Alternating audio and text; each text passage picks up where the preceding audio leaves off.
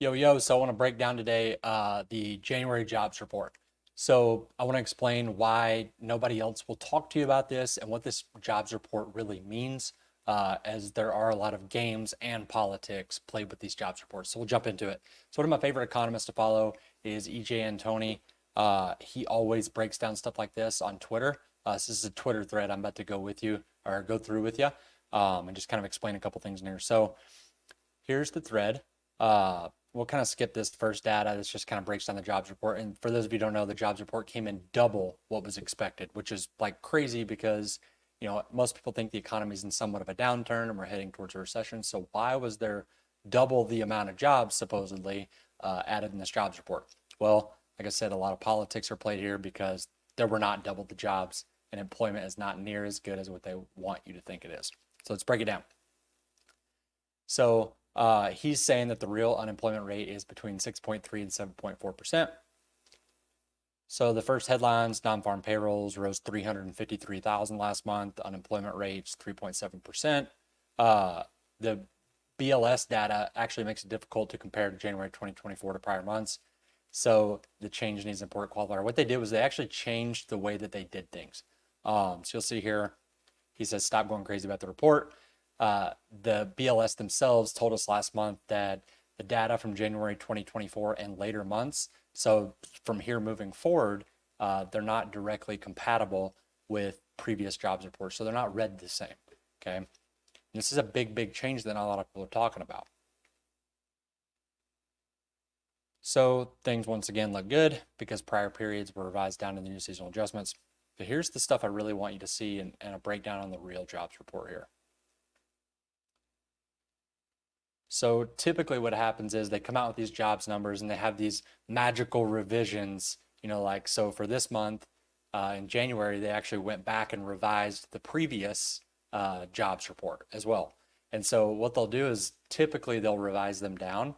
So it does make them look better almost every single time. They always go back and revise them downwards.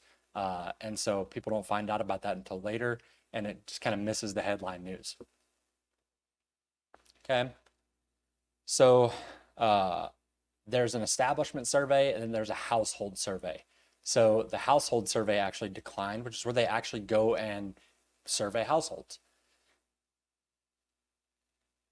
I'm going to show you this gap. It's going to blow your mind.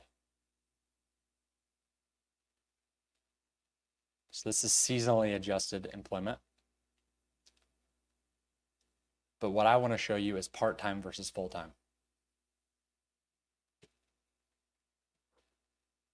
Okay, so you can see here, part-time jobs rose tremendously. This is the amount of Americans getting a second job. And as we all know, with inflation and the economy, a lot of people are having to go get second jobs to supplement, their loss in income or at least their loss in purchasing power. So, but I want you to look right there at how many full-time jobs were actually lost. So full-time level cooled off. They lost 1.6 million full-time jobs have been lost since June of 23, and they've been replaced with 1.6 million part-time jobs. Wait till you see the next red flag here.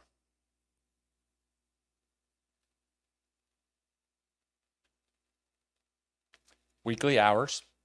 These are the amount of hours that people are working every single week. No matter if you have more jobs or no matter if you have increase in wages, what really matters is how many hours Americans are working per week. So a lot of companies are actually cutting down on hours right now. So this does affect jobs data as well, but they just don't talk about it in the headlines. So weekly hours are plummeting now down to the lowest level. Weekly hours are down to the lowest level since COVID lockdowns and since the Great Recession with the housing meltdown and global financial crisis. Firms are cutting hours and replacing full-time jobs with part-time jobs, which also means they don't have to pay benefits, so it helps their bottom line. Remember that. Okay, I'm going to seasonally adjusted here. It's not as big of a deal. And so with this, as people work fewer hours, their paychecks buy less, which brings the economy down as well.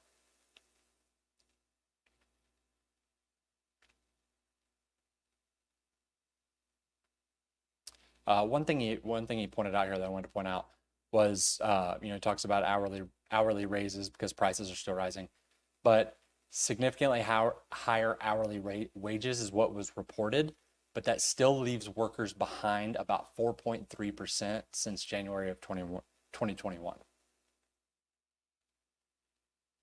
So they have 4.3% less purchasing power.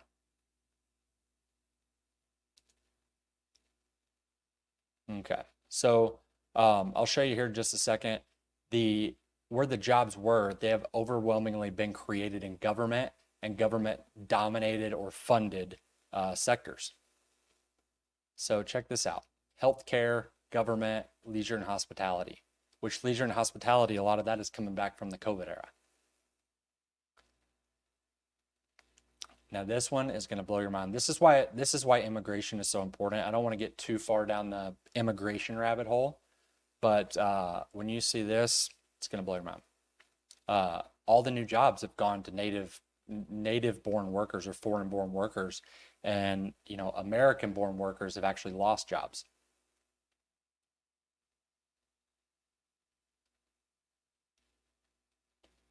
Just in the last year, a net 193,000 native born workers lost their jobs, while a net 1.2 million foreign born workers gained jobs. Read that again. 193,000 native born workers lost their jobs, while a net 1.2 million foreign born workers gained jobs. Okay.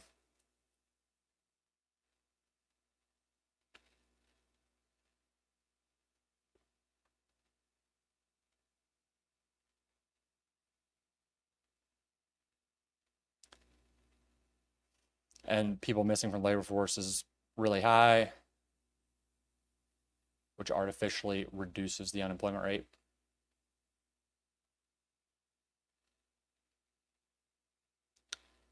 So he's saying if you account for all of these people that aren't in the workforce, the real unemployment rate is somewhere between 6.3 and 7.4%. A lot higher than 3.7.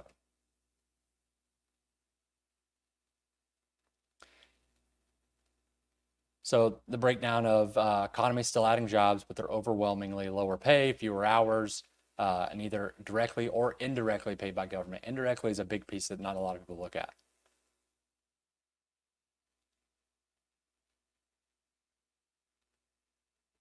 So as you can see here, one of the biggest things is number one, there weren't near as many jobs added as they thought there was. There was actually a net negative. The jobs that were added were government or government funded. And as we all know, the government spends more money than they're bringing in.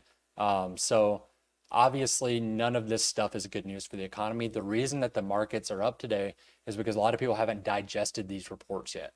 A lot of people haven't gone through and looked at all of these things and how bad it actually is. Because when it comes to the private sector, which is where all the jobs truly are, that actually was a net negative.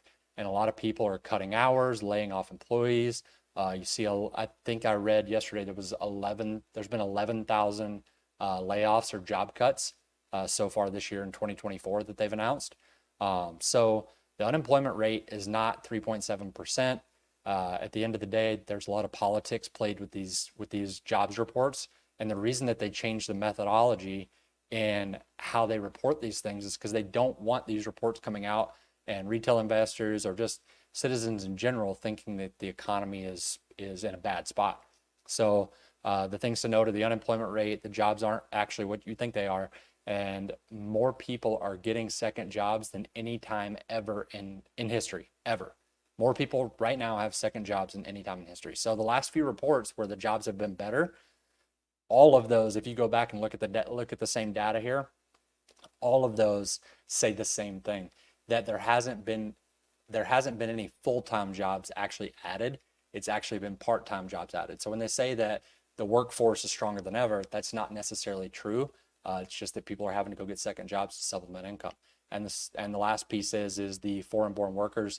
Not to say that immigration is not good. I do believe in legal immigration, but there is a very, very scary trend of native, like people that were born here, losing jobs while they're giving them to foreign born workers. So just some things to look at on that jobs report. It's not exactly what it seems, so I thought I'd break that down for you guys. And go follow this guy on Twitter if you don't already. Again, his name is EJ Antoni, PhD. It's real EJ Antoni. And hit that subscribe button. I'm going to start doing these every month, breaking down the jobs reports and what exactly to look for. So make sure to hit that subscribe button, and we'll see you guys next time.